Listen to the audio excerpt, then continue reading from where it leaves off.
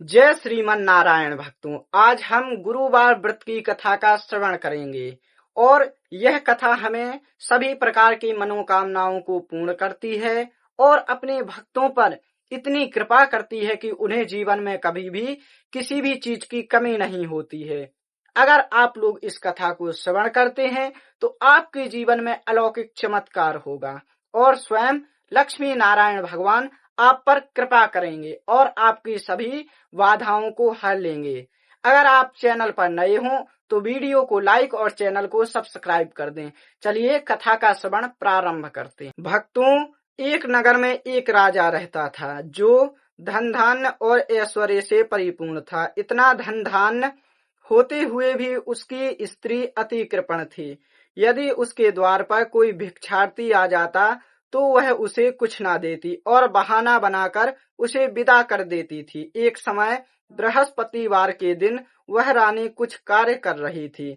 एक भिक्षार्थी साधु उसके द्वार पर आया और भिक्षा की याचना करने लगा। रानी बोली, महाराज, इस समय मैं कार्य कर रही हूँ, आपको कुछ भी नहीं दे सकती। कृपा करके आप अवकाश के समय आइए। फिर तो गृह स्वामिनी द्वारा ऐसी बात सुनकर भिक्षार्थी साधु बिना कुछ पाए ही खाली हाथ चला गया और पुनः कुछ दिन पश्चात वह साधु महात्मा आए और भिक्षा की याचना करने लगे। उस समय गृह स्वामिनी अर्थात कृपण रानी भोजन कर रही थी। बोली, महाराज, इस समय भी मुझे अवकाश नहीं है, अतः आप फिर आइए। तीसरी बार वे महात्मा पुनः आए तो गृह स्वामिनी ने फिर बहाना बनाकर उन्हें टालना चाहा, परंतु इस बार उन महात्मा ने कहा कि मैं जब आता हूँ तब तुम्हें अवकाश ही नहीं रहता, तो क्या जब तुम्हें अवकाश हो जाए तब तुम मुझे भिक्षा दोगी? तो गृह स्वामिनी बोली, हाँ महाराज, यदि मुझे अभी अवकाश हो जाए तो अभी दे दूं, परंतु क्या बताऊं, इस समय मुझे अवकाश नहीं है, नहीं तो अभी दे देती। महात्मा बोले, अच्छा, यदि तुम अवकाश ही चाहती हो तो बृहस्पतिवार को देर से अर्थात दिन चढ़े उठो और सारे घर में झाड़ू आदि लगाकर एक तरफ एकत्रित करके रखो और घर में चौका आदि मत लगाओ।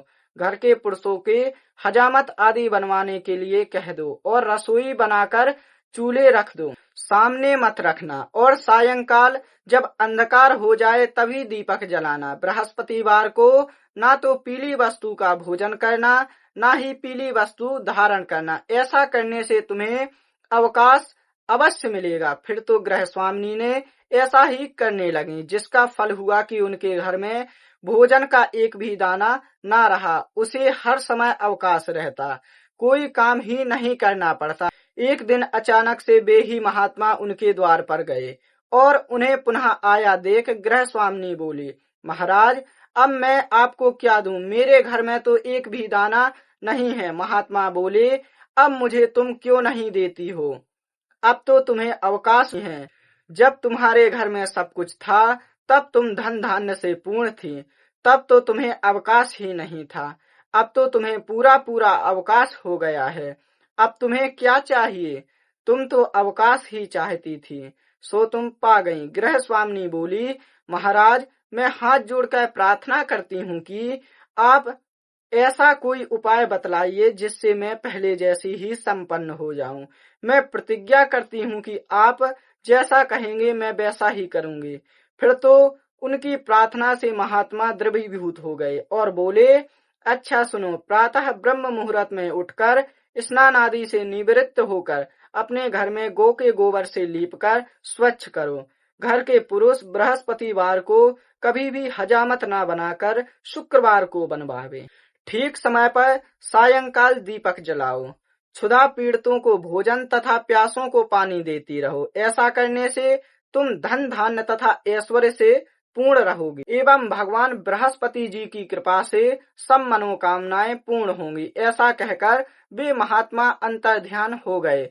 फिर तो उस गृह स्वामिनी ने उनके कहे अनुसार समस्त कार्य करना प्रारंभ किया, जिससे वे भगवान बृहस्पति उनके ऊपर प्रसन्न हुए। वह धन धान्य से पूर्ण हो गईं।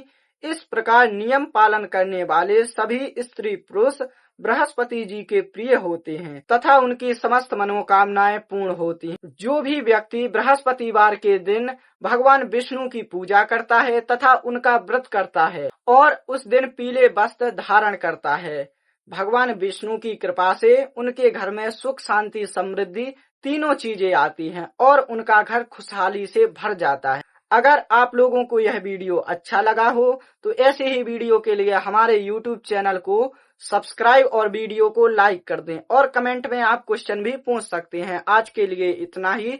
जय श्रीमन नारायण भक्तों।